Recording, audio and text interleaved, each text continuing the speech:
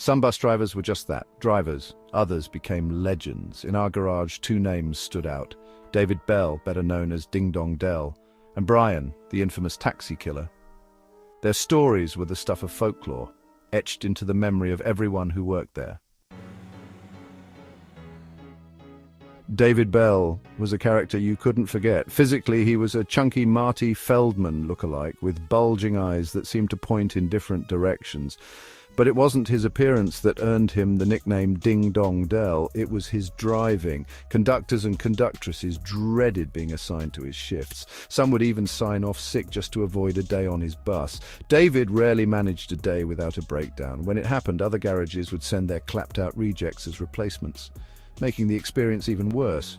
His driving style was chaotic, more akin to a Wild West bucking bronco than a city bus route.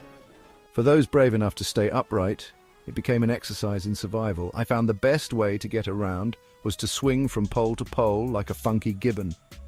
Despite the physical ordeal, David's shifts were never dull. He was a kind and friendly man off the clock, but once he was behind the wheel, chaos reigned. His most infamous moment occurred at Rob Royston Hospital, the terminus for the number 11 route. The bus stop featured a short dual carriageway that narrowed near the hospital gates. Somehow, David managed to obliterate both the shelter and a sturdy round post box in one fell swoop. To this day, no one can explain how he managed it. Passengers didn't escape his eccentricities either. One night at Jordan Hill railway station, two conductresses flagged us down.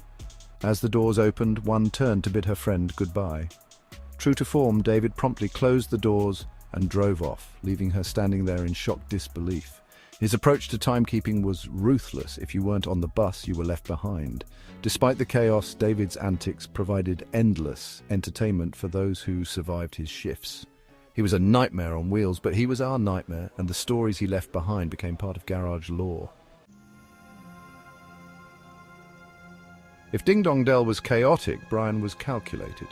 Tall and thin, with gold-rimmed glasses and red-tinted lenses, Brian carried himself with an air of quiet confidence. He wasn't like the other drivers. His speech was polished, his manner precise, and his reputation unmatched. Brian's nickname, the Taxi Killer, came from a grudge he held against black hackney cabs. His first accident involved one, and though he insisted the fault lay with the cab driver, he took the blame. From that moment, he turned every encounter with a black cab into an opportunity.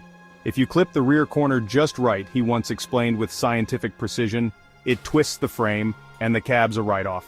He didn't manufacture accidents, he simply waited for cab drivers to make mistakes and took full advantage. But Brian's talents weren't limited to hackney cabs. His most legendary incident involved a Mercedes dealership on Great Western Road. A brand new Mercedes rolled out of the showroom and into his path. The salesman, pushing the car by hand, had misjudged his strength. The double-decker bus met the car with a crunch that left the salesman red-faced and Brian carrying yet another accident report form. Despite his reputation, Brian's shifts were surprisingly uneventful when you weren't a taxi driver. He took pride in his work, and his precision extended beyond his grudge. Still, his exploits became the highlight of every coffee break, with drivers gathering around to hear the latest tale. The stories of Dong Dell and Brian the Taxi Killer weren't just anecdotes. They were the lifeblood of the garage. In their own ways, these two drivers made every shift unpredictable and unforgettable. For better or worse, they left a mark on everyone who worked with them, ensuring their legends would live on long after the buses had moved on.